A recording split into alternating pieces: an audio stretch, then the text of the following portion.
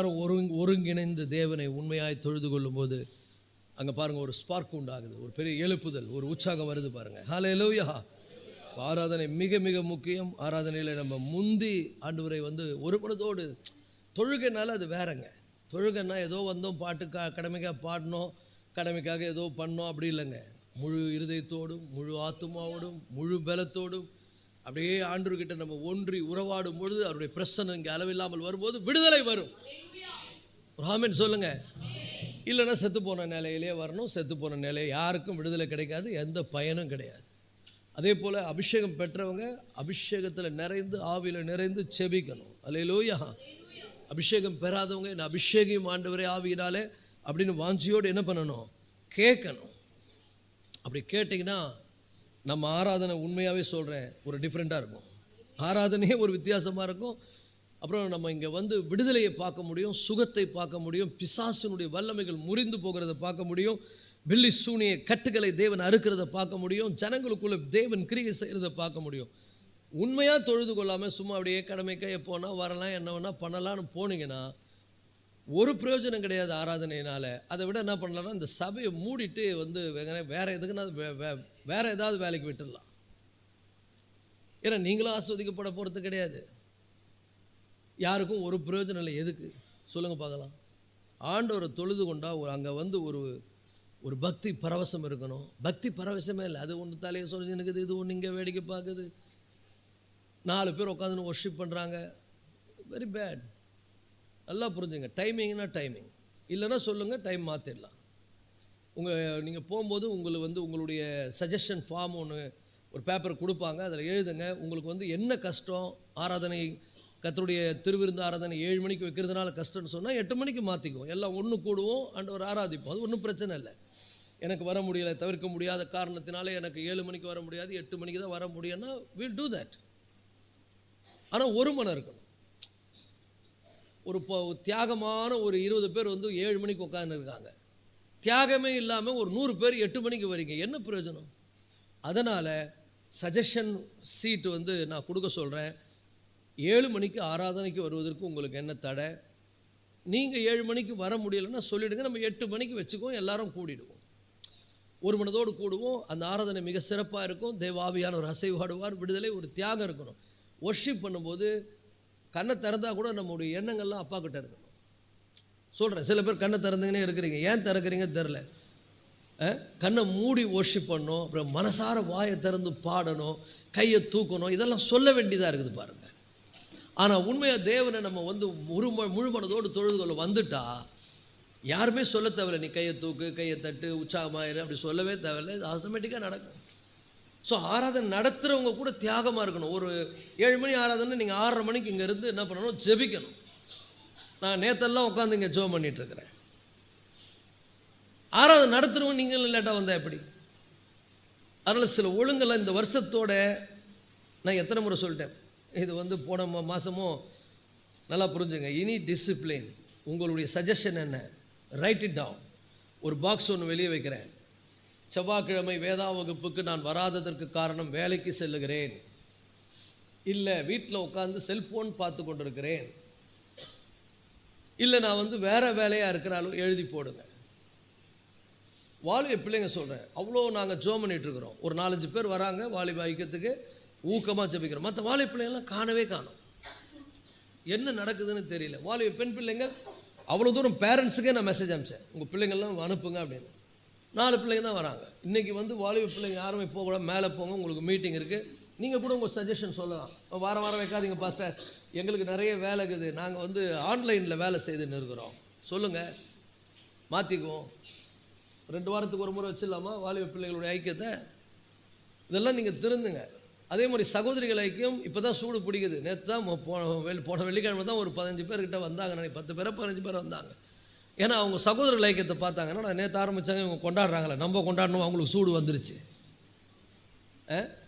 தயவுசெய்து சகோதரிகள் வீட்டில் இருக்காதீங்க, வாங்கம்மா நம்ம ஆண்டவர் தொழுது கொள்வோம். ரொம்ப சகோதரிகளாக சேர்ந்து நீங்கள் நல்லா ஊக்கமாக செபிங்க, கதையெல்லாம் பேசாதீங்க, நல்லா செபிங்க. சகோதரர்கள்லாம் ஒன்று கூடுங்க, செபிங்க, ஒரு சபையில் ஒரு உற்சாகம் உண்டாகட்டும்.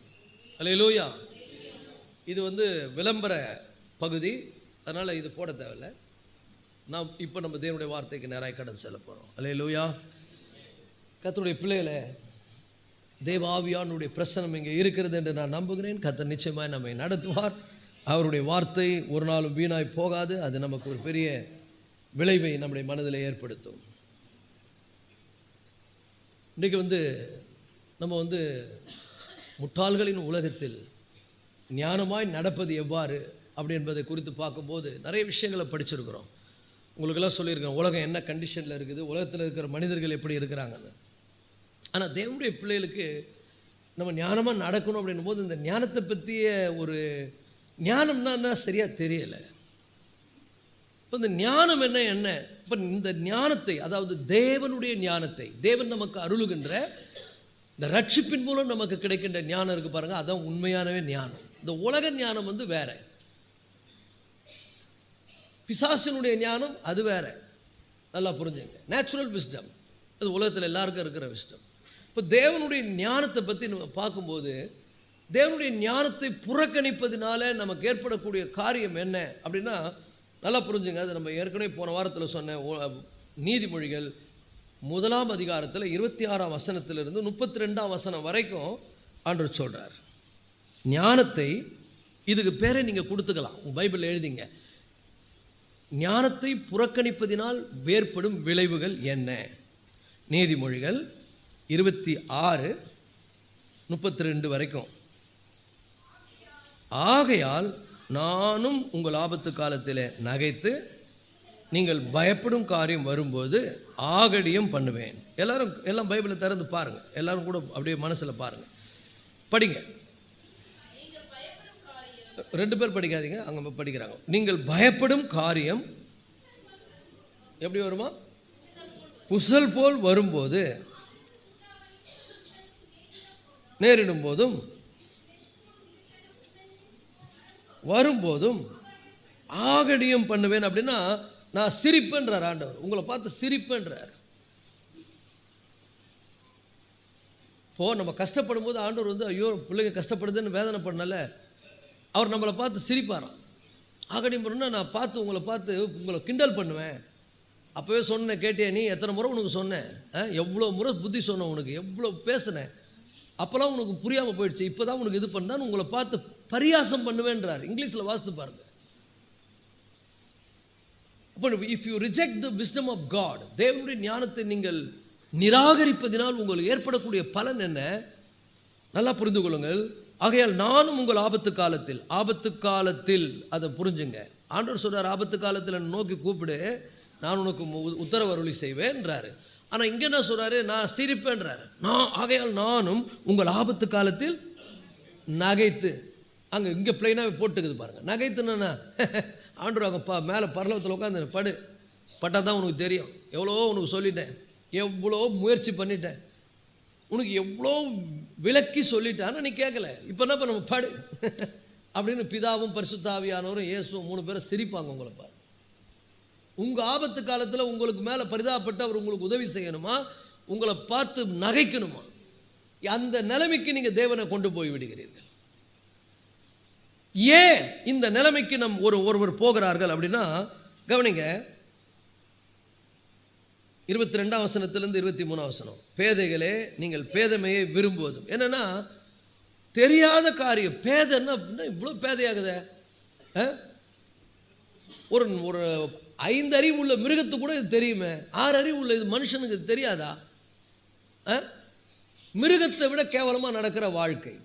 எவ்வளோ சொல்லியாச்சு, எத்தனையோ விஷயத்தில் ஆண்டவர் உங்களை உணர்த்தியாச்சு, எல்லாம் பண்ணியாச்சு. அப்போ நீங்கள் என்ன பண்ணுறீங்க? அந்த பேதமையை தான் விரும்புகிறீங்க. நான் இப்படித்தான் இருப்பேன் போது ஆண்டு சொல்கிறாரு, பேதைகளே நீங்கள் பேதமையை விரும்புவதுன்னு கேட்குறாரு. நிந்தனைக்காரரே நீங்கள் நிந்தனையில் பிரியப்படுவதும். அதாவது நான் அவமானப்பட்டு தான் வாழ்வேன், நான் அசிங்கப்பட்டு தான் வாழ்வேன், நான் என்னுடைய வாழ்க்கை எப்படி இருக்க போகுது, இப்படி தான் இருக்கும் அப்படின்னு நீ நிர்ணயம் பண்ணுற. ஆண்டவர் எவ்வளோ சொல்லிட்டாரு, நீ இந்த மாதிரி வாழக்கூடாது, நீ இப்படி இருக்கணும். தேவனுடைய பிள்ளைன்னா உன் வாழ்க்கை எப்படி இருக்கணும் தெரியுமா? வித்தியாசமாக இருக்கணும். உன் திங்கிங்கே வேறு மாதிரி இருக்கணும், உன்னுடைய ஆக்ஷன்ஸ் வேறு மாதிரி இருக்கணும், உன்னுடைய செயல்கள் வேறு மாதிரி இருக்கணும். எப்படிலாம் இருக்கணும் அப்படின்றத நான் வேதத்தில் தெளிவாக எழுதி வைத்திருக்கிறேன். இப்போ 1 வசனத்துலேருந்து வாசித்தீங்கன்னா அது சொல்கிறார் எப்படி நடக்கணும் எப்படி நடக்கக்கூடாதுன்னு. 1 வசனத்துலேருந்து அங்கே வந்து சொல்லிட்டு வராரு. சொல்லிட்டு வந்துட்டு சொல்கிறாரு, ஆனால் நீங்கள் நான் சொல்கிறதெல்லாம் உங்களுக்கு விருப்பம் கிடையாது, பேதையாக இருக்கிறீங்க.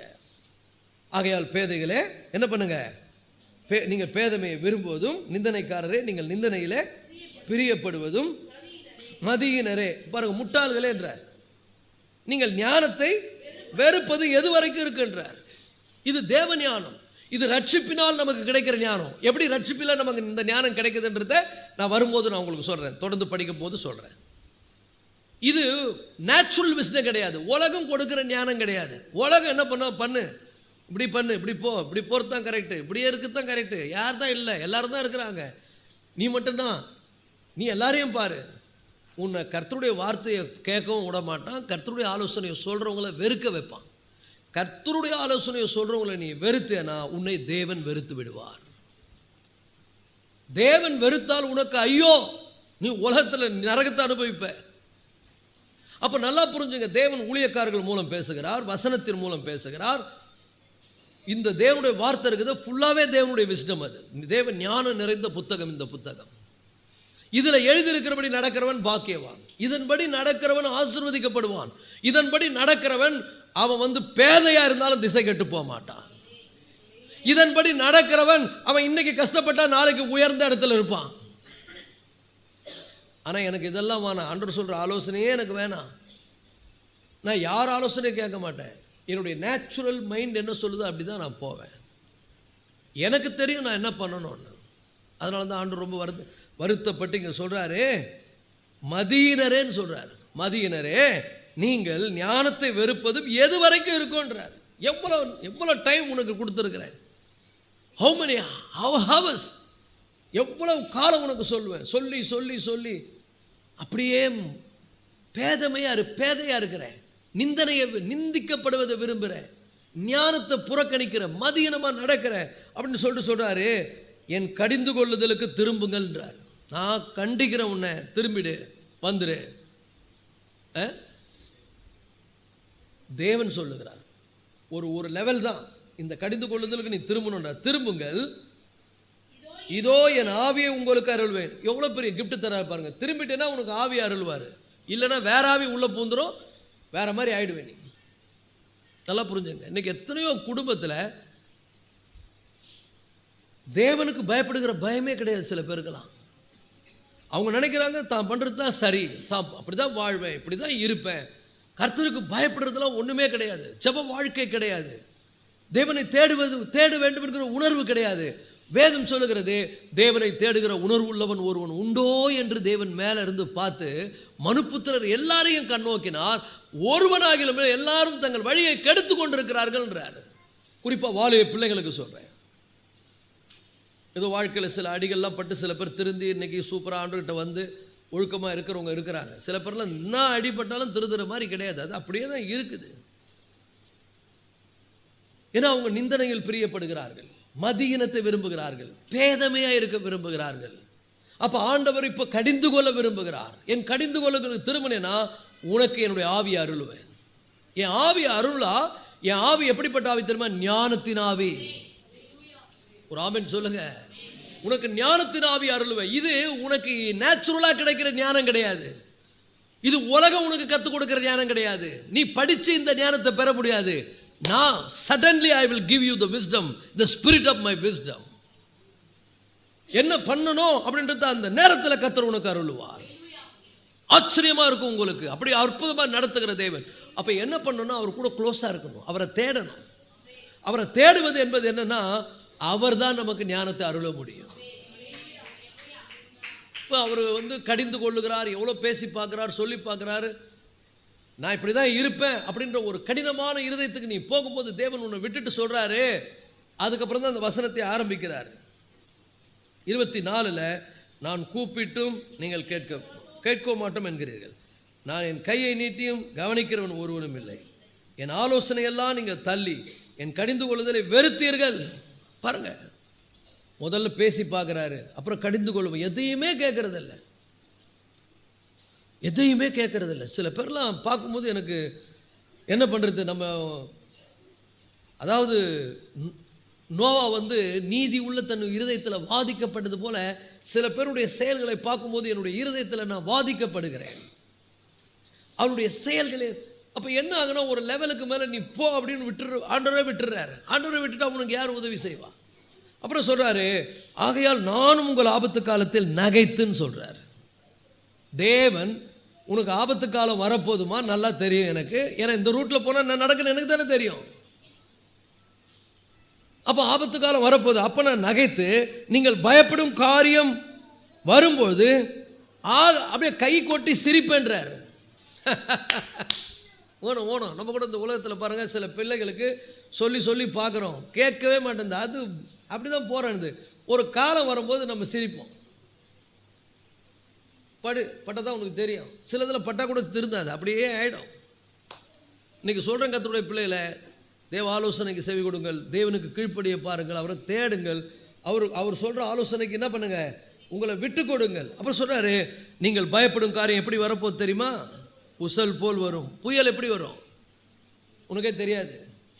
திடீரென்று நியூஸில் சொல்லுவாங்க, கிழக்கே வங்கக்கடலில் ஒரு காற்றழுத்த தாழ்வு மண்டலம் உருவாகி இருக்கிறது, அது புயலாக மாற வாய்ப்பு இருக்கிறது, அது இந்த பக்கம் வீசலாம். நான் சொல்கிறேன் பாருங்களேன், உன் வாழ்க்கையில் ஒரு பெரிய புயல் உருவாகிறதுக்கு நீ தான் காரணமாக இருக்கிற. நிறைய பேருடைய வாழ்க்கையில் புயல் அடிக்க போகுது, பயங்கரமாக உருவாகினுக்குது. இது நேச்சுரல் புயல் கிடையாது, இது பயங்கரமான ஒரு புயல். இது உங்கள் குடும்பம் முழுவதையும் வாஷ் அவுட் பண்ணிடும்.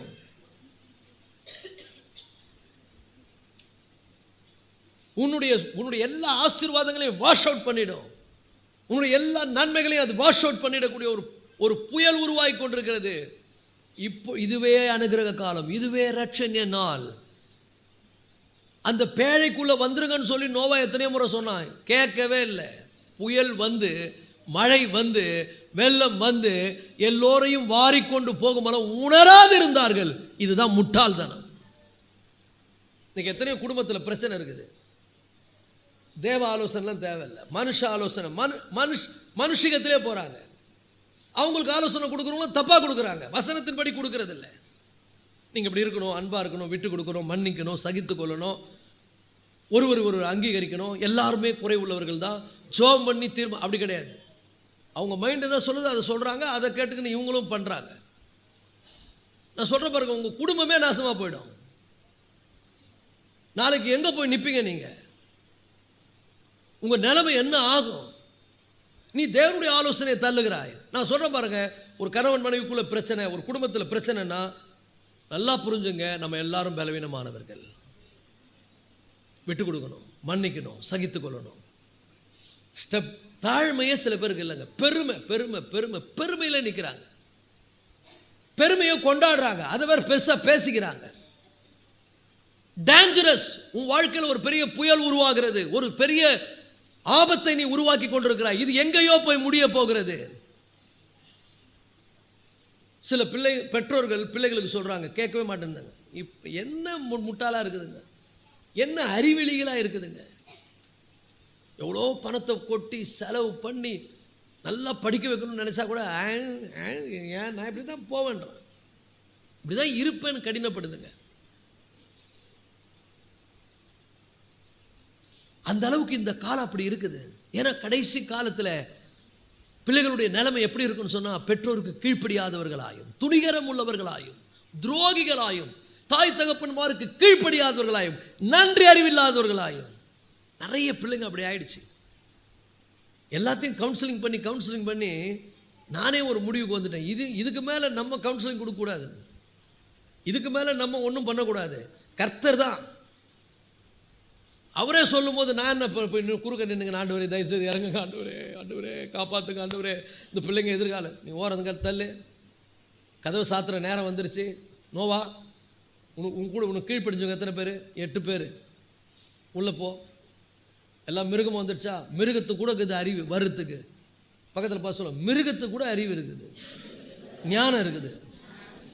அதை யாரும் கூப்பிடல. ஆண்டவர் சொன்னார், உள்ளே அழகாக உள்ளே பூந்துக்குது. முட்டாளாக இருக்கிறீங்களே, எத்தனை முறை சொல்கிறது, எத்தனை முறை உன் கட்டையில் உரைக்கிறது. ரத்த கண்ணீர் வடித்து சொல்கிறோம், இப்படி போவாத, இது சரி கிடையாது, வாழ்க்கை சீரழிய போகுது, நாசமாக போகிற, நடுத்தருவில் நின்று பிச்சை எடுக்க போகிற சொன்னால் கூட அப்படியே இந்த எருமாட்டு மேலே மழை பெஞ்ச மாதிரி சிலதெல்லாம் எருமாடாகவே இருக்குது. அதனால தான் எங்கள் ஒய்ஃப் ரொம்ப பாரம் எடுத்துன்னு வாலிய பிள்ளைங்க எனக்கே டென்ஷன் ஆகுது. தூக்கி போடு வாலிய பிள்ளைங்க எதுவானா, யார் என்ன பண்ணுறது இதுக்கு? ஏன்னா நம்ம சொல்லி சொல்லி சொல்லி இதுங்களை வந்து இழுத்து பிடிக்க வேண்டியதாக, வா சர்ச்சுக்கு வா, ஏன் வாய்க்கிறதுக்கு வா, இதுக்கு வா, இது எங்களுக்கு தலையெழுதான் எங்களுக்கு. சொன்னால் எவ்வளோ கோவம் வருது. ஒன்றும் கூட சரி கிடையாது, எல்லாம் அது புத்தியில் அப்படி பெரிய பெரிய ஞானின்னு நினைப்பு. மாட்டுக்கின்னு கஷ்டப்படும் போது பாஸ்டர் எனக்காக ஜெபம் பண்ணுங்க, பிதாவே உங்களுடைய சித்தமாக கடவுது, எப்போ எடுக்கிறீங்களோ எடுத்துங்கன்னு தான் ஜெபம் பண்ணோம். அவர் சித்தம் அப்படி ஆகிடும். அப்புறம் நீ வந்து அப்படியே கடினப்பட்டு எங்கே போய் மாட்ட போறிய தெரில, வாழ்க்கை சீரழிய போகிறது தெரில, பிளெயினாக இருக்குது. நான் ஒன்றும் நான் எழுதி எடுத்துன்னு வரேன், நீதிமொழிகள் 1ஆம் அதிகாரம் நான் எழுதி எடுத்துன்னு வந்திருக்கேன், நான் இல்லையே, தெளிவாக இருக்கேன். தேவ ஆவியானவர் அப்போவே நமக்கு புத்தி சொல்லி, இது பாருங்க, ஞானம் ஃபுல்லாக இங்கே தாங்க இருக்குது. நீதிமொழிகளை படிங்க, அதில் முட்டாள் யார் ஞானி யாருன்னு ஒரு அண்டர்லைன் பண்ணுங்க.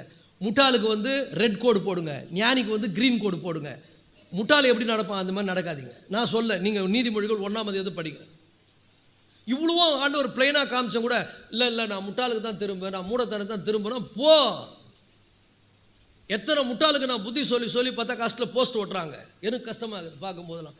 அவ்வளோ சொன்ன ஆண்டவரே, அவ்வளோ ட்ரை பண்ண ஆண்டவரே, எல்லாம் பண்ண ஆண்டவரே, எல்லாம் முட்டாளாக போயிட்டு கடைசியாக பார்த்தா போஸ்ட் ஓட்டுறாங்க. கண்ணீர் அஞ்சலி, இதில் வேறு கவிதைகள் வேறு, அதில் நீ மறைந்தாலும் ஆசை மறையாது. என்னடா பைத்தியக்காரனுங்க நீங்கள்? ஆண்டவர் எத்தனை முறைடா சொல்கிறது, எத்தனை முறைடா உங்களுக்கு உரைக்கிறது? பொம்பளை பசங்க வாழ்க்கை நாசமாக போகுது, எல்லாம் அது இஷ்டம், ஜபமே கிடையாதுங்க.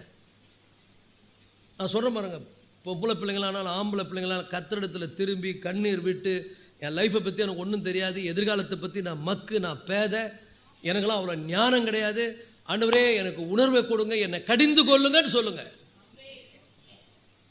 அப்போ ஆவி அருள்றாரா இல்லையா பாருங்க. ஒரு புது ஆவி உங்களுக்கு வரணும். ஏன்னா பிசாசு ஆவி ஏறி இருக்குது உன் தலை மேலே. இந்த உலகம் மொத்தமும் கெட்ட ஆவிகள் நிறைஞ்சிருக்குது. இச்சையின் ஆவி, குடிவெறியின் ஆவி, பெருமையின் ஆவி, கசப்பின் ஆவி, வைராக்கியத்தின் ஆவி, பகையின் ஆவி, உலகம் முழுதும் இருக்குது. எந்த ஆவி பூந்துனுங்க? அப்படியே இருதயத்தை கடினப்படுத்துகிற ஆவி.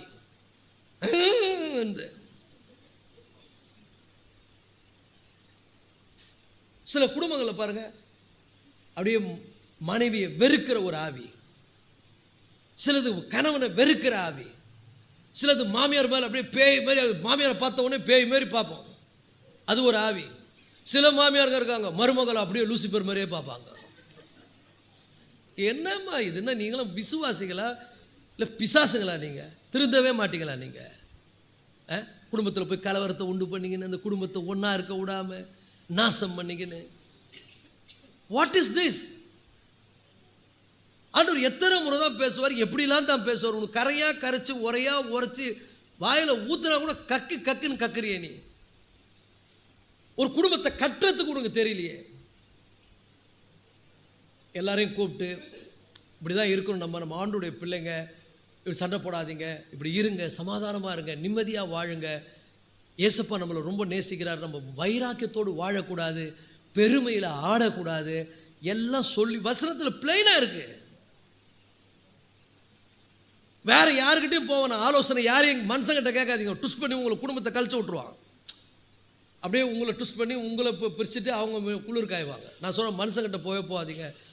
எந்த குடும்பத்தில் பிரச்சனை இருந்தாலும் அந்த குடும்பத்தினுடைய பிரச்சனையை தேவ சமூகத்தில் கொண்டு போய் வைத்து தாழ்மையாக கற்றுக்கு முன்னால், என்னன்னே தெரில ஆண்டவரே, சமாதானமே உண்டாக மாட்டேங்குது, ஒரே பிரச்சனையாக இருக்குது எங்கள் வீட்டில், எங்கள் வீட்டுக்காரர் ஒரே தொல்லை, நைன்றாரு. சில பேர் சொல்கிறாங்க, அதனால வேலைக்கும் போக மாட்டேன்றான், ஐயோ வீட்டில் இருந்து உயிரை எடுக்கிறான் அப்படின்றாங்க. சில பேர் சொல்கிறாங்க, ஐயோ பொண்டாட்டியா அது அப்பா. ஒரு சொல்கிறாங்க, ஐயோ நான் நரகத்துக்கு போக மாட்டேன்றார் ஒருத்தர். எத்தனை பேரை கவுன்சிலிங் பண்ணி எவ்வளோ அனுபவங்குது பாருங்கள் எனக்கு. ஐயோ நான் சொன்னேன், பார் அதெல்லாம் விட்டுரு, நம்ம எல்லாம் குறைவான ஆளுகள், மனைவியை மன்னி, உன் நடக்கையை பார்த்து உன் மனைவி ரட்சிக்கப்படட்டும். மனைவிக்கு சொல்கிறேன், அப்படி சொல்லாத. அவர் கணவர், உன் நடக்கையினால் அவர் ஆதாயப்படுத்து. பைபிள் ரொம்ப தெளிவாக இருக்குது. நீங்கள் நல்லா நடந்தால் தான் உன் பிள்ளைங்க நல்லா இருக்கும். நீங்கள் நல்லா இல்லைனா உன் குடும்பம் நல்லா இருக்காதுன்னு சொன்னால் கூட கேட்கவே மாட்டேன்றாங்க. அதே எப்படி, நான் எவ்வளோ பெரிய சீமா, நான் எவ்வளோ பெரிய, எனக்கு எத்தனை கொம்பு இருக்குதுன்றான். இந்த மாதிரி கொம்பு ஒடிச்சு விட்டுருவார் ஆண்டவர். இந்த பெருமையில் ஆடுறத மட்டும் நிறுத்து முதல்ல. நான் சொல்கிற பிரச்சனைகள்னு வந்தால் பேசுங்க, மனம் விட்டு நேருக்கு நேர் பேசுங்க. இப்படி இருக்கக்கூடாது. சமாதானமாக இருப்போம், நிம்மதியாக இருப்போம். எந்த குடும்பத்துலேயும் பிரச்சனை வராமல் இருக்காது, கண்டிப்பாக வரும். ஏன்னா இது குடும்பம்னா பிரச்சனை தான். ஆனால் ஏன் குடும்பம் பிரச்சனைன்ற ஆண்டவர்னா, அங்கே தான் தேவனுடைய அன்பை காண்ப முடியும், அங்கே தான் பொறுமையை காமிக்க முடியும், அங்கே தான் சபைக்கு தேவன் ஞானத்தை பயன்படுத்துறதுக்கு. அதுதான் ஃபேமிலி. ஒரு ஆமென் சொல்லுங்க. உங்களுக்கு தெரியுமா, நம்ம மகாராணி வீட்டிலேயே பிரச்சனை. எலிசபெத் ராணி இருக்காங்களே, அவங்க பையன் எனக்கு ராஜ பதவி வேணாம், நாங்கள் தனியாக போகிறோம், இவங்க சுதந்திரம் இல்லைன்னு போயிட்டான். அப்புறம் பார்த்தா சேர்ந்துக்க, நான் வந்து கவுன்சிலிங் கொடுத்து சேர்ந்துட்டாங்க. இப்போ அந்த வீட்டில் இருக்கிறான். எந்த குடும்பத்தில் பிரச்சனை இல்லை. பிரச்சனைகளை சமாதானமாய் ஜெபம் பண்ணி விட்டு கொடுத்தல், மன்னித்தல், சகித்து கொள்ளுதல், பொறுமையாக இருப்பது, இதையெல்லாம் ஃபாலோ பண்ணுங்க. தேவ ஞானம் சொல்றது புரியுதுங்களா? மனைவிகள்லாம் தாழ்மையாக நடந்துங்க. கணவன்லாம் ரொம்ப மனைவியை லவ் பண்ணுங்க. பக்கத்து வீட்டு மனைவியே இல்லை, உங்கள் மனைவியை. அவங்க பலவீனம் அப்படிதான் இருப்பாங்க. யாருமே பர்ஃபெக்ட் கிடையாது. அது அப்படிதான் ஆண்டவர் அமைச்சிருக்கிறார். ஏன் அப்படி அமைச்சிருக்கிறார்னா, அன்பை வெளிப்படுத்த, பொறுமையை வெளிப்படுத்த, சகிப்புத்தன்மையை வெளிப்படுத்த, விட்டு கொடுத்தலை வெளிப்படுத்த. அவங்களும் நல்லவங்களும், நீங்கள் நல்லவனா, நீ எப்படி அன்பை காட்ட முடியும், நீ எப்படி பொறுமையை காட்ட முடியும்? ஸோ எல்லாம் அப்படி தான் இருக்கும். நீங்கள் என்ன பண்ணாதீங்க, இந்த 2 பூனை வந்து ஒரு ஆப்பத்தை திருடின்னு போயிட்டு குரங்கிட்ட கொடுத்த மாதிரி எந்த குரங்கிட்டையும் கொடுக்காதீங்க. அது இப்படி புட்டு போடும், இங்கே கொஞ்சம் இருக்குது, இங்கே அது போட்டுருக்கோம், லாஸ்ட்டில் உனக்கு ஒன்றும் கிடைக்காது. அப்போ நல்லா புரிந்து கொள்ளுங்கள். ஏன்னா நம்ம ஃபேமிலி பற்றி பேசிட்டு வரோம், இது ரொம்ப முக்கியம். வாலிப பிள்ளைகளுக்கு சொல்கிறேன், பெற்றோரை மதிக்க கற்றுங்க. பெற்றோர் என்ன சொல்கிறாங்கன்னு கேளுங்க. பெற்றோர்கிட்ட கவுன்சிலிங் பண்ணுங்கள். ஃபேமிலினா இது ஃபேமிலி. உங்களுக்கு சில வேளையில் சில பேருக்குலாம் அப்பாவே பிடிக்க மாட்டேங்குது. எங்கள் அப்பா எப்போ போவாருன்னு கேட்குறாங்க. அப்பா எங்கே வெளியே போவார் இல்லை, அவர் போய் சேர மாட்டாரான்னு பார்க்குறாங்க. ஆனால் சேர்ந்த பிறகு தான் தெரியும், ஐயோ அப்பானா யாருங்க. நல்லா புரிந்து கொள்ளுங்கள் பிள்ளைகளே. உங்கள் பெற்றோருக்கு கர்த்தருக்குள், கர்த்தர் என்ன சொல்கிறாரோ அதன்படி, கர்த்தருக்குள்னு அர்த்தம், கர்த்தர் என்ன சொல்லுகிறாரோ அதன்படி கீழ்ப்படியுங்க. இதுதான் ஞானம். இங்கே வசனம் சொல்லுது பாருங்க. சொல்றார், நீங்கள் பயப்படும் காரியம் புசல் போல் வரும்போதும், ஆபத்து சூறாவளி போல் உங்களுக்கு நேரிடும் போதும், நெருக்கமும் இடுக்கமும் உங்கள் மேல் வரும்போதும் நான் கைத்தட்டி சிரிப்பேன்றார். தேவையா உனக்கு? ஐயோ, சில இதெல்லாம் சொல்லி சொல்லி சொல்லி நம்மளே அது பண்ணுறோம் பார்த்தீங்களா, நம்ம கூட பண்ணுவோம் பார்த்தீங்களா. சில இதெல்லாம் சொல்லி சொல்லி கேட்காம மாட்டினோன்னு உனக்கு ஓடும் அப்படின்றல. இப்போ நானே செய்யும்போது எங்கள் அப்பா மேலே இருக்கிறார், அவர் என்ன மாதிரியாச்சே. அவர் வந்து என்ன பண்ணுவார், பிதா பரிசுத்தாவியானவர் இயேசு கிறிஸ்து தேவத்தூரில் சேர்ந்து என்ன தேவத்தூரில் சொல்லுவாங்க, ஐயோ என்ன இப்படி ஆயிடுச்சே, ஓணும் ஓணும், எவ்வளோ சொன்ன பற்றியா, கேட்கல பற்றியா, ஆகடியும் பண்ணுவேன். நல்லா புரிஞ்சுங்க. சொல்லும் போதே திருந்திக்க. பக்கத்தில் பார்த்து சொல்லும் போதே திருந்திக்க. எடுத்துன்னு போயிட்டு எங்கேயே விட்டுறாத, வாழ்க்கையை போட்ட விட்டுறாத, அழிவுக்கு நேராக போயிடாத. ஆவியானவர் சபைகளுக்கு சொல்லுகிறதை 28ஆம் வசனம். அப்பொழுது அவர்கள் என்னை நோக்கி கூப்பிடுவாங்களாம். அப்போ கூப்பிடுவாங்க. அவர் கூடும்போது என்ன பண்ணிட்டாங்க, வெறுத்தாங்க. அவர் கூடும்போது வெறுத்தாங்க. இவருக்கு வேற வேலை இல்லை, இவருக்கு சும்மா ஐயோ நான் ஜபத்துக்கு வர மாட்டேன், ஏன்னா ஆண்டவர் என் கூட பேசுகிறாரு, அதை விட சொல்கிறாரு, நான் விட மாட்டேன், அதை டைட்டாக பிடிச்சினுங்கிறேன். நாளைக்கு அது உன்னை விடாது. பக்கத்தில் பார்த்து சொல்லு, இன்றைக்கி நீ டைட்டாக பிடிச்சினுங்கிறது பற்றியா, அது நாளைக்கு உன்னை விடாது. நீ இன்னத்தான் தலைகண்ணனாலும் விடாது, விடாது கருப்பாயிடுவேன். அப்புறம் நல்லா புரிஞ்சு, இன்றைக்கே விட்டுரு. நீ விட்டேன்னா நல்லது. விடாத பிடிச்சிக்க தெரியும், அப்படி தான் இருப்பேன். இரு, என்ன நடக்க போகுதுன்னு அவருக்கு தெரியும், மேலே இருக்கிறவருக்கு. அப்பொழுது அவர்கள் என்னை, ஆண்டவரே என்னை காப்பாற்றுங்க ஆண்டவரே. அதில் வேற கோச்சுக்குவாங்க, எனக்கு ஆண்டவர் ஜெபத்துக்கு செவியே கொடுக்க மாட்டேன்றார். எப்படி கொடுப்பாரு? நீ ஒரு நாளாவது அவரை லிசன் பண்ணியா? ஒரு நிமிஷமாவது அவருடைய சமூகத்தில் போயிட்டு நல்லா இருக்கும்போது, நல்லா இருக்கிற நேரத்தில், ஆண்டவரே எனக்கு நிறைய எல்லாமே இருக்குது, நன்மையானதெல்லாம் இருக்குது, ஆனாலும் கூட ஆண்டவரே இது என்ன தப்பாக நடத்திடும், எனக்கு ஞானத்தை கொடுங்கன்னு கேட்டியா? கேட்கறதே இல்லை. கேட்டால் நான் பிஸி. ஏன் சர்ச்சுக்கு வரல? பிஸி. ஏன் லேட்டாக வர? பிஸி. நீ கூப்பிடுவேன், ஆண்டவரே பிஸி போ, எனக்கு 1000 வேலை இருக்குது, நீ போன்டுவார். அல்லேலூயா. அப்போ நல்லா புரிந்து கொள்ளுங்கள். 28ஆம் வசனம், அப்பொழுது அவர்கள் என்னை நோக்கி கூப்பிடுவார்கள், நான் மறு உத்தரவு கொடுக்க மாட்டேன். அப்புறம் உருக்கமாக எழுந்து தேடுவாங்களாம், உபாசம்லாம் போடுவாங்களாம். அவர்கள் அதிகாலையில் என்னை தேடுவார்கள். அவருடைய பிரசனத்தையே உணர முடியாதுங்க. நான் சொல்கிறேன் பாருங்க, அனுபவத்திலும் சொல்கிறேன். நிறைய முறை அவருடைய பிரசனத்தை இல்லாமல் துடிச்சிருக்கிறேன். தெரியுமா உங்களுக்கு? அப்படியே வித்ட்ரா பண்ணுவார், அப்படியே டக்குன்னு சக்குன்னு. அப்பா அழுகணும், அப்பா என்னை விட்டு போயிடாதீங்க, உங்கள் பிரசனம் இல்லாமல் என்னால் ஒன்றும் பண்ண முடியாது. சில பேருக்கு ஜெபமே ஏன் சப்புனுக்குது? அப்பா பிரசன்னம் இல்லை, அப்படியே போட்டு மூளை ஆவியாயினே இருக்காங்க. ஒன்றுமே இருக்க, கோட்டுவா வரும், தூக்கம் வரும், சீக்கிரம் முடியணும், மூளை வேற சொல்லும். பிரசன்னம் இருந்தாலும் தெரியுமா, உன்னால் விட்டு நீங்கவே முடியாது அவருடைய பிரசனத்தை. ஹல்லேலூயா. அப்போ நல்லா புரிந்து கொள்ளுங்கள். நீங்கள் இப்போவே நல்லா இருக்கும்போது அவரை அவருக்கு கீழ்ப்படி. பக்கத்தில் பார்த்து நல்லா இருக்கிறியா? இப்போவே அவரை நினச்சிக்க, அவர் சமூகத்துக்கு போயிடு, அவரை லிசன் பண்ணு. என்ன பண்ணும்பா, எனக்கு தெரியாது, எனக்கு ஞானத்தை கொடுங்கன்னு கேளு. பாரு, நீ கஷ்டப்படும் போது அவர் உன் கூடவே இருப்பார். ஹல்லேலூயா. நீ இப்போ விட்டுடுறது, அப்போ பிடிக்கிறது. சொல்கிறாரு 29ஆம் வசனம், அவர்கள் என்ன அழகாக சொல்ல பாருங்க. ஏன் ஆண்டவர் இப்படி பண்ணுறாரு? ஏன் அவங்கள பார்த்து சிரிக்கிறாரு? ஏன் அவங்கள பார்த்து கை கொட்டி, இன்னும் சொல்ல போனால் அந்த ஆகடியம் பண்ணுவேன் கக்காலம் போட்டு சிரிப்பாராம், சிரிப்பாரா ஆண்டவர். ஏன் அந்த நிலைக்கு போயிட்டார் ஆண்டவர்? நல்ல ஆண்டவர் ஆச்சு அவர். பக்கத்தில் பார்த்து கேளுங்க, நம்ம ஆண்டவர் ரொம்ப நல்லவர் ஆயிடுச்சு. அவர் அந்த நிலைமைக்கு யார் எடுத்துன்னு போய் விட்டது? நீ தானே விட்ட. அப்புறம் சொல்றாரு, அவர்கள் அறிவை வெறுத்தார்கள்ன்றார். சொல்லும் போது கேட்கல, அறிவை வெறுத்தார்கள். அப்புறம் தெரிந்து கொள்ளாமல், ஏன்னா கர்த்தருக்கு பயப்படுதல் தான் என்ன ஆரம்பம். இதை மட்டும் கரெக்டாக சொல்லுவீங்க. அங்கதாங்க ஞானமே ஆரம்பிக்குது. அதை விட்டுட்டே நீ, அது கர்த்தருக்கு பயப்படாம போனேன்னா உனக்கு எப்படி ஞானம் வரும்? பக்கத்தில் பார்த்து சொல்லு, கர்த்தருக்கு பயப்படுறியா நீ? கேளுங்க, மூஞ்ச பார்த்து, கர்த்தருக்கு பயப்படுறியா? பயந்தா தான் டெய்லி காலையில் அப்பா கிட்ட போய் நிற்பியாப்பா, எனக்கு உதவி செய்யுங்கப்பா. உங்கள் உதவி இல்லாமல் நான் எதுவுமே செய்ய முடியாது. அறிவு வரும், ஆனால் அது ஆபத்தில் கொண்டு போய் விட்டுரும். என்ன அந்த அறிவு வேணாம் எனக்கு, எனக்கு உங்கள் அறிவு வேணும். எனக்கு அறிவு காட்டுங்க, எனக்கு ஞானத்தை கொடுங்க. கேட்பியா? கேட்க மாட்டியா? அப்போ பயப்படாமல் போயிட்டேன். பயந்தா ஜெபிப்பேன். பயந்தா என்னென்ன நடக்கும் பாருங்க.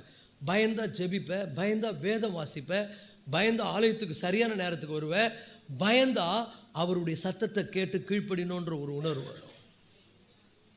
அப்போ 2 விஷயம் பண்ணிட்டாங்களாம். அறிவை வெறுத்துட்டாங்க, இன்னொன்று கர்த்தருக்கு பயப்படுதலை தெரிந்து கொள்ளாமற் போனார்கள். இப்போ ஆண்டவர் சொல்கிறார் 30ஆம் வசனத்தில், என் ஆலோசனை அவர்கள் விரும்பவில்லைன்றார். ஐயோ எவ்வளோ கஷ்டம் பாருங்கள். இப்போ இது நான் சொல்கிறதுலாம் ஏன் ஆலோசனை கிடையாதுங்க, கர்த்தருடைய ஆலோசனை. பக்கத்தில் பார்த்து கேளுங்க, பாஸ்டர் கர்த்தருடைய ஆலோசனை சொல்கிறாரு, அந்த ஆலோசனையை நீ விரும்புறியான்னு கேளுங்க. அவர் எனக்கே பேசினாரு, சத்தியமா உனக்கு தான் பேசணும். போ,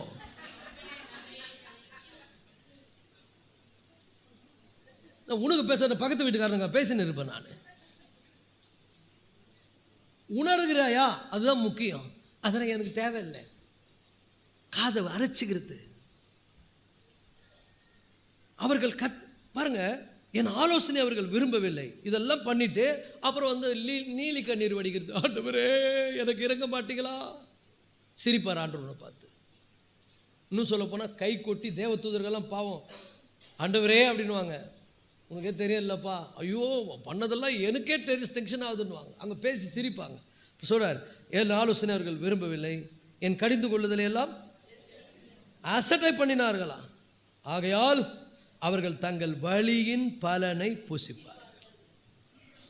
So rejecting of God's wisdom lead to distraction. தேவனுடைய ஞானத்தை புறக்கணிப்பது. அப்போ ஆண்டவர் சொல்றாரு, இது அதனால தான் தாவீது அழகா ஜெபம் பண்ணாரு, என்னை ஆராய்ந்தறிந்தருளும், என்னை சோதித்தறிந்தருளும், வேதனை உண்டாக்கும் வழியை. அப்போ வேதனைக்கு காரணம் யாரு? என்னை கத்தர். சில பேர் சொல்றாங்களே, கத்தரியா வேதனையே பார்க்க மாட்டேன்டார். ஏமா நீ வேதனை படாம நல்லா இருந்தியா, அப்போ நீ கத்தரை பார்த்தியா? அப்போ பார்க்கல, இப்போ வேதனை படும்போது பார்க்குறேன். எப்படி பார்ப்பார் உன்னை? அப்போ நல்லா புரிஞ்சுங்க, நல்லா இருக்கும்போது அவரை நினைச்சேனா, கஷ்டப்படும் போது அவர் நினைப்பார் உன்னை. நீ என்ன பண்ற? நல்லா இருக்கும்போது, நல்லா புரிஞ்சுங்க, இந்த நல்லா இருக்கும்போது அவரை கண்டுக்கிறதே இல்லை, ஜெபம் பண்ணுறதே இல்லை, வேதம் வாசிக்கிறதே இல்லை. அப்படியே அவசர அவசரமாக கிளம்பி டைம் இல்லை, ஆண்டவரே சோத்திரம் அப்படின்னு சொல்லிட்டு டக்குன்னு ஓடிடுறது. அப்போல்லாம் ஒரு ஆலோசனை கிடையாது. தப்பு பண்ண போறியே, ஆண்டவர் பகிரங்கமாக பேசுங்க யாராக இருந்தாலும், ஆண்டவரே இன்றைக்கி நான் தப்பு பண்ண போகிறேன், உங்களால் முடிஞ்சால் என்னை காப்பாற்றுங்க சொல்லி பாருங்க. சம்மந்தம் இல்லாத ஒரு ஆள் அங்கே வந்து நிற்பான், காப்பாற்றுவார் உன்னை. அப்போ ஆண்டவர் ஹெல்ப் பண்ணுவார். நீ என்ன பண்ணுற? ஆண்டவருக்கு சொல்ல மாட்டேன்ற, ஜபமே கிடையாது, வேத வாசிப்பே கிடையாது, அப்படியே பூந்து பூந்து ஓடி போய் தப்பு பண்ணுற. நல்லா புரிஞ்சுக்கோ, பெரிய டேஞ்சருங்க இது, பெரிய டேஞ்சர், ரொம்ப ஆபத்து. என் ஆலோசனை அவர்கள் விரும்பவில்லை, என் கடிந்து கொள்வதில் எல்லாம் அசட்டை பண்ண. ஆகையால் அவர்கள் தங்கள் வழியின் பலன் என்ன பண்ணுவாங்க? புசிப்பார்கள். தங்கள் யோசனையினால் சிந்திச்சு சிந்திச்சு சிந்திச்சு அவங்களுக்குள்ளே சொல்லிக்குவாங்க, கரெக்ட் எனக்கு வேணும்னு வாங்க. நான் ரொம்ப அப்புறம் சொல்லுவாங்க ஃபீல் பண்ணி, ஐயோ நான் தான் தப்பு பண்ணிட்டேன், ஐயோ நான் இப்படி கீழ்ப்படியாமல் போயிட்டேன், ஆண்டவர் எத்தனையோ முறை எனக்கு உணர்த்தினார், எவ்வளோ சொன்னார், அன்னைக்கு புரியல, இன்னைக்கு மாட்டிக்கினேன், அன்னைக்கு ஃபீல் பண்ணுவேன்றார். அப்புறம் சொல்கிறாரு, பேதைகளின் மாறுபாடு அவர்களை கொல்லும், மூடரின் நிர்விசாரவர்களை. அதனால தான் மூடனா இருக்காத, ஞானத்துக்கு திரும்புன்றார். நல்லா புரிஞ்சுங்க, மூடரின் நிர்விசாரம் என்ன அருமையான வார்த்தையை தேவ ஆவியானவர் போடுறாரு பாருங்க. நிர்விசாரமாக இருக்காத, நீ நிர்விசாரமாக இருந்தீன்னா மூடனா இருக்கிறன்னு அர்த்தம். மூடரின் நிர்விசாரம், கொஞ்சம் சத்தமாக எல்லாரும் சொல்லுவாங்க, மூடரின் நிர்விசாரம். ஏன் வசனம் இல்லை, கர்த்தருடைய வார்த்தை, நீ தைரியமா சொல்லு, சொல்லுங்க சத்தமா, மூடரின் நிர்விசாரம். அல்லேலூயா. உனக்கு அழிவு வேணுமா, வாழ்வு வேணுமா? நீ நல்லா இருக்க விரும்புறியா, நாசமா போக விரும்புறியா? நல்லா இருக்க விரும்புனா ஞானத்தை பயன்படுத்து, மூடத்தனத்துக்கு போகாத. இப்போ ஆண்டவர் எல்லாம் சொல்லிட்டு சொல்றாரு, சூப்பராக சொல்றாரு. நமக்கு இது ஒரு பாடம். இன்னைக்கு என்ன பாடம்னா, எனக்கு செவி கொடுக்கிறவன் எவளோ. அல்லேலூயா, ஹல்லேலூயா. பக்கத்தில் பார்த்து சொல்லுங்க, நீ ஏசப்பாவுக்கு செவி கொடுக்கணும்னு விரும்புகிறாரு. இவ்வளோ முன்னாடி சொல்லிட்டாரு. என்ன சொல்லிட்டா தெரியுமா? இதெல்லாம் நடக்க போதே, இப்போ ஒன்றும் குறைஞ்சி போல, இப்போ உனக்கு நான் வந்து ஒரு எச்சரிப்பாக சொல்கிறேன், எனக்கு செவி கொடுப்பியான்னு கேட்குறாரு. எத்தனை பேர் செவி கொடுப்பீங்க?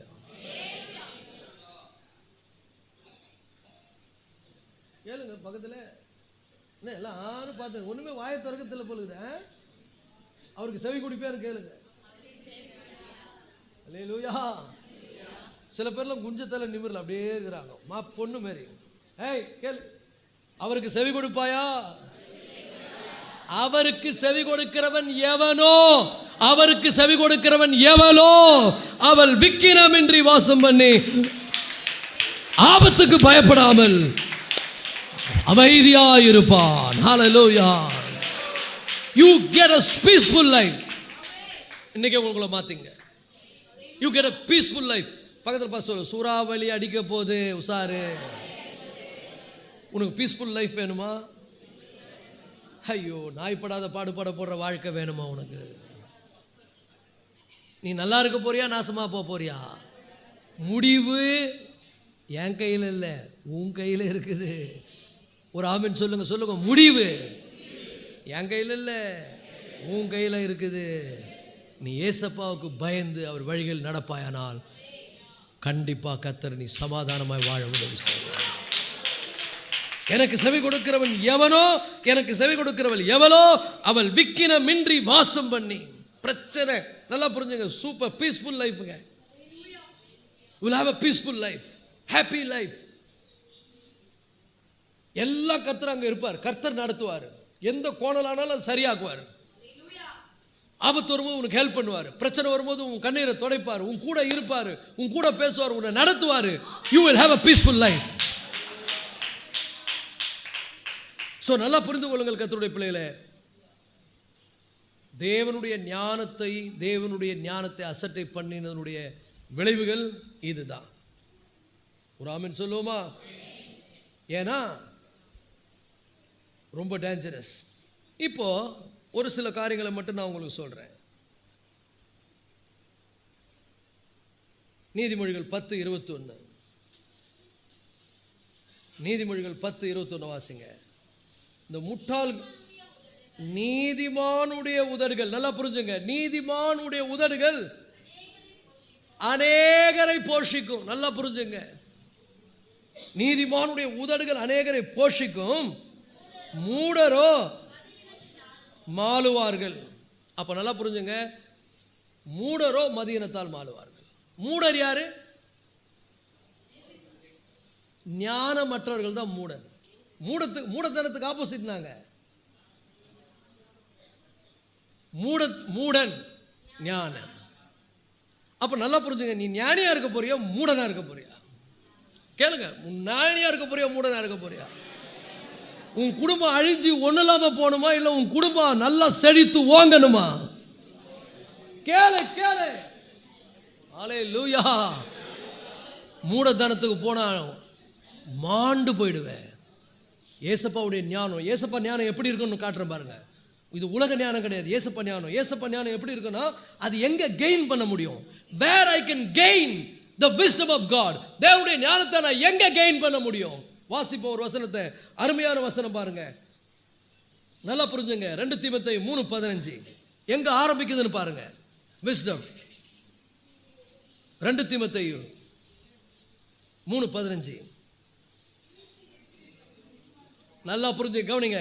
கிறிஸ்து இயேசுவை பற்றும் விசுவாசத்தினாலே உன்னை ரட்சிப்புக்கேற்ற ஞானவானாக்கத்தக்கதாக. ரட்சிப்புக்கேற்ற ஞானவான். நல்லா புரிஞ்சுங்க, ரட்சிக்கப்பட்டுட்டான்னு சொன்னா உன் நடக்கையில் அது வெளிப்படுங்க.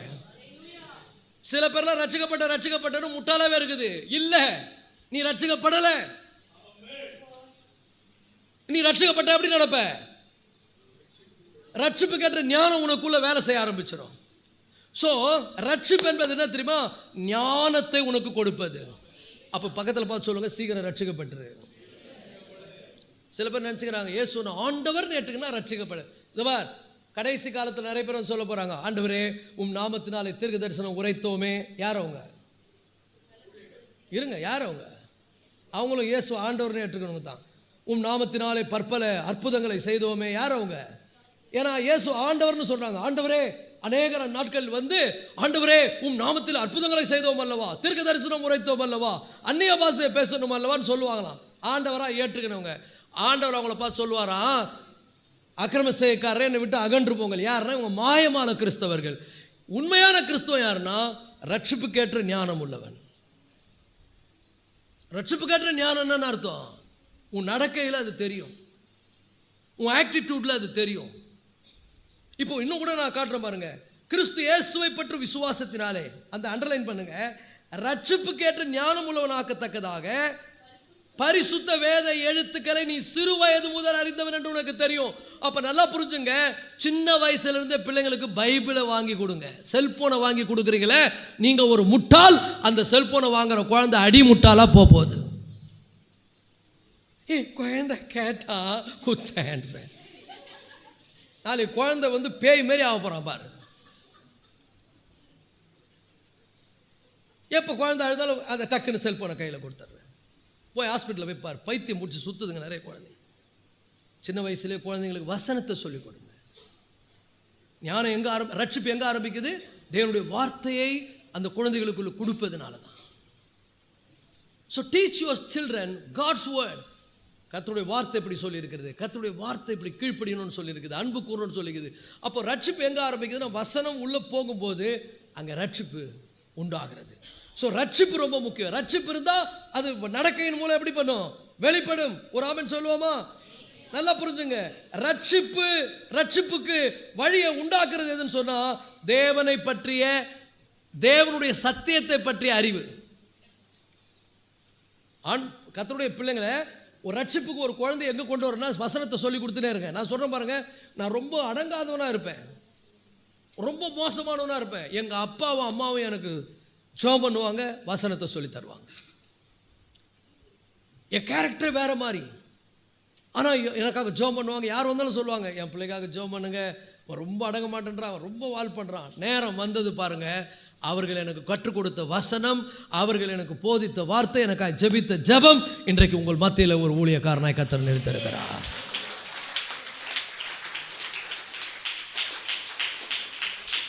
நல்ல வேலை நான் தப்பிச்சேங்க. எங்க காலத்தில் செல்போன் இந்த பிசாசு இல்லைங்க. என்டர்டைன்மெண்ட் ஃப்ரெண்டும் கூட விளையாடுறது, கோலி விளையாடுறது, பொம்பரை விளையாடுறது, கில்லி விளையாடுறது, சூப்பர் விளையாட்டுங்க. இப்போ பசங்களுக்கு அதை வாங்கி கொடுங்க. கோலி விளையாடினா அவன் பெரிய ஆள் ஆகிடுவான், செல்போனை கொடுத்தனா முட்டாள் ஆகிடுவான். இப்போ இதுலேயே சொல்கிறானுங்க, சைக்காலஜி டாக்டரே சொல்கிறாங்க, கோலி விளையாட சொல்லுங்கள் சார், கரெக்டாக பார்த்து ஏம் பண்ணுவோம் வாழ்க்கை. நாங்களாம் அந்த காலத்தில் கில்லி விளையாடுறது, கோலி விளையாடுறது, பொம்பரம் விடுறது, மரத்து மேலே ஏறி ஊஞ்சல் கட்டுறது, ஊஞ்சல் விளையாடுறது. இப்போ எங்கே விளையாடுதுங்க? எல்லாம் பேய் மாரி உட்காந்து நோண்டிக்கினே இருக்குதுங்க. நோண்டி நோண்டி நோண்டி வாழ்க்கையே நோண்டிக்கின்னு போகுது. போ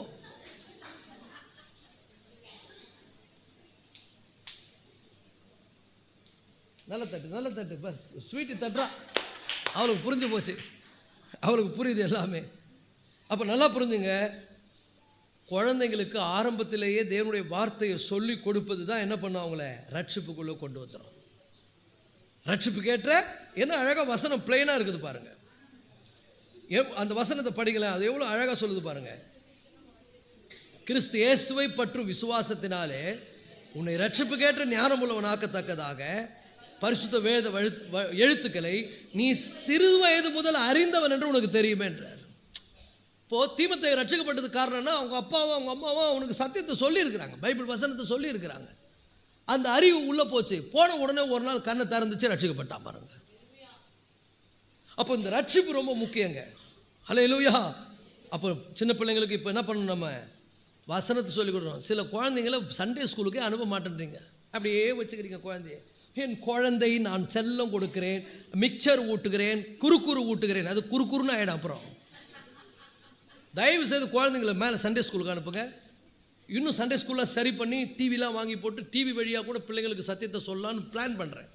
சண்டே ஸ்கூலுக்கு அனுப்புங்க பிள்ளைங்க. குழந்தைங்களுக்கு கிறு ஊட்டினேன், அதை ஊட்டினேன், இதை விட்டு அது குறுக்குறுன்னு ஆகிடும். அப்புறம் அவன் கற்று செய்வான். அவனை கண்டிப்பாக கொண்டு போய் நிறுத்து, ஏய் உட்காரு, இல்லைனா உனக்கு பனிஷ்மெண்ட். ஒரு ஆமென் சொல்லுங்க.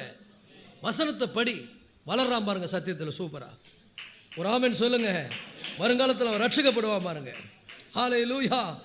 ஸோ ஞானத்தில் நடப்பதற்கு அடிப்படையாக அமைவது எதுனா ரட்சிப்பு.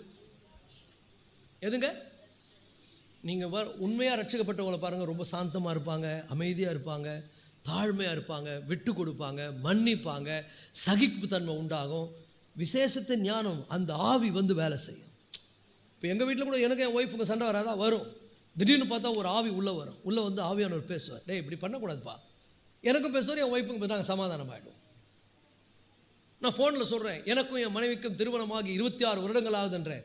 ஹவு கம் அப்படின்றார் ஒரு வெள்ளைக்காரர். எப்படி? அப்படியே ஆச்சரியப்படுறார். ஒரு சண்டை வந்தாலே கோச்சன்னு போயிடுவாங்களே, போவே விட மாட்டேன்றார் ஒருத்தர். யாரு? பரிசுத்த ஆவியானவர், ஞானத்தின் ஆவியானவர். ஹல்லேலூயா. இப்போல்லாம் பார்த்தீங்கன்னா பசங்க வேற மாதிரி ஆகிடுக்குது, வேற ஆவி உள்ளே போயினுக்குது. எதனா பண்ணாங்கன்னா நான் விட்டு வந்துக்கினே இருப்பேன்.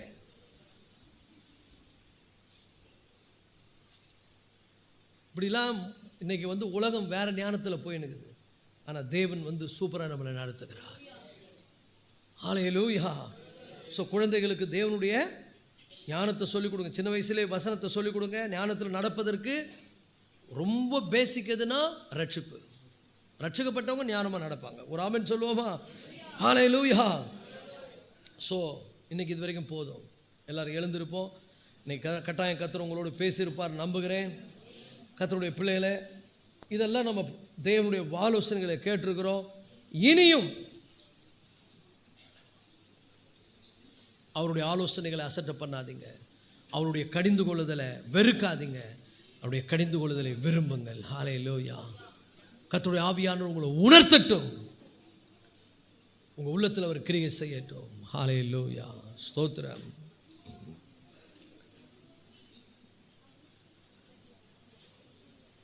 Don't reject the wisdom of God.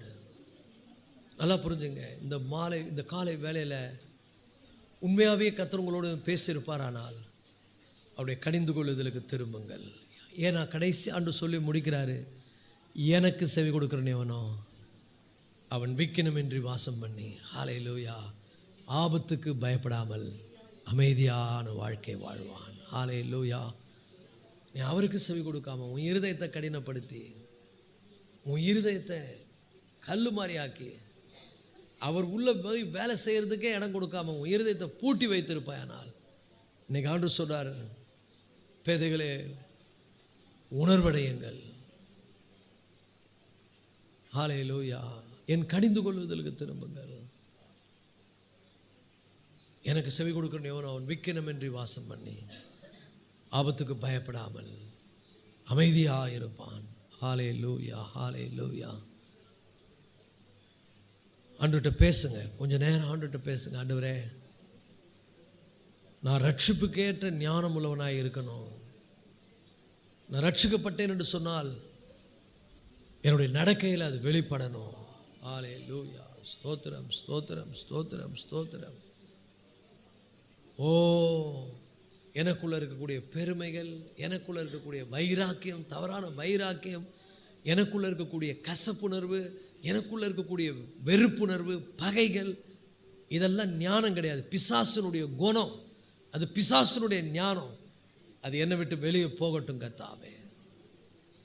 பகை என்னை விட்டு போகட்டும், வெறுப்புணர்வு என்னை விட்டு போகட்டும், கோபங்கள் என்னை விட்டு போகட்டும், தவறான வைராக்கியங்கள் என்னை விட்டு போகட்டும். ஹல்லேலூயா. எனக்குள்ள மனத்தாழ்மையை நான் அணிந்து கொள்ள, ஓ அன்பினால் என்னை அலங்கரிங்க ஆண்டவரே. என்னுடைய இருதயத்தை அன்பினால் நிரப்புங்க ஆண்டவரே. மனத்தாழ்மையை நான் தரித்து கொள்ளுகிறேன். ஹல்லேலூயா. ஹல்லேலூயா. சமாதானத்தினால் என்னை நிரப்புங்க ஆண்டவரே. ஓ ஹல்லேலூயா. இச்சை அடக்கம் எனக்குள்ள வரட்டும். மார்க்க பேதங்களை என்னை விட்டு எடுத்து போடுங்க. பிரிவினை ஆவி என்னை விட்டு எடுத்து போடுங்க. இச்சையின் ஆவி என்னை விட்டு எடுத்து போடுங்க. ஹல்லேலூயா.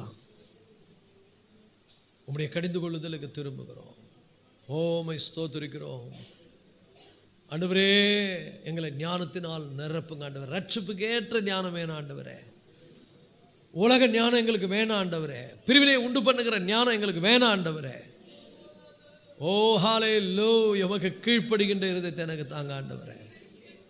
ஓமை ஸ்தோத்திரிக்கிறோம், ஸ்தோத்திரிக்கிறோம், ஸ்தோத்திரிக்கிறோம், ஸ்தோத்திரிக்கிறோம், ஸ்தோத்திரிக்கிறோம். எல்லா கைகளை வைத்து ஆண்டவரே, ரட்சிப்புக்கு ஏற்ற ஞானம் உள்ளவனாய் நடந்து கொள்ள உதவி செய்யுங்கப்பா.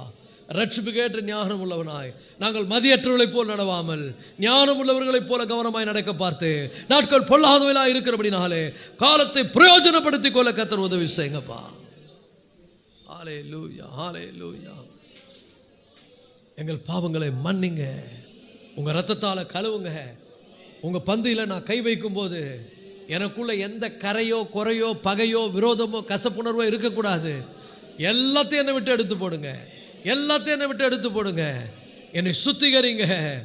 உம்முடைய திருவிருந்தில் நான் கை வைக்கும்போது ஹல்லேலூயா மனப்பூர்வமாய் மன்னிக்கப்பட்டவனாக, ஆண்டவரே தீமையை விட்டு விலகினவனாக, ரட்சிப்புக்கேற்ற ஞானம் உள்ளவனாய் நான் இருக்கத்தக்கதாக. ஓ ஹல்லேலூயா. ரட்சிப்புக்கேற்ற ஞானம் உள்ளவனாய் நடந்து கொள்ள கர்த்தர் உதவி செய்யுங்க. ஒவ்வொருவருக்குள்ளும் உம்முடைய ஆவியை அருளுங்க ஆண்டவரே. எனக்கு செவி கொடுக்கிறவன் எவனோ என்று சொன்னீங்களே. இந்த காலை வேளையில் தங்கள் இருதயத்தை கடினப்படுத்தாதபடி, இருதயத்தை கடினப்படுத்துகிற அந்த குணம் அவர்களை விட்டு விலகும்படியாக கர்த்தருடைய ஆவியானவருக்கு தங்களை தாழ்மையாய் தாழ்த்தி விட்டு கொடுக்க, அதன் மூலம் தேவன் தம்முடைய ஆவியை அருளி அவர்களை உயிர்ப்பிக்கும்படியாக நாங்கள் செபிக்கிறோம். எங்களை உயிர்ப்பியும் ஆண்டவரே. உம்முடைய கரத்தில் ஒப்பு கொடுக்கிறோம். இயேசுவின் நாமத்தினால் செபிக்கிறோம் நல்ல தகப்பனே. ஆமேன், ஆமேன், ஆமேன். கர்த்தருடைய பந்தி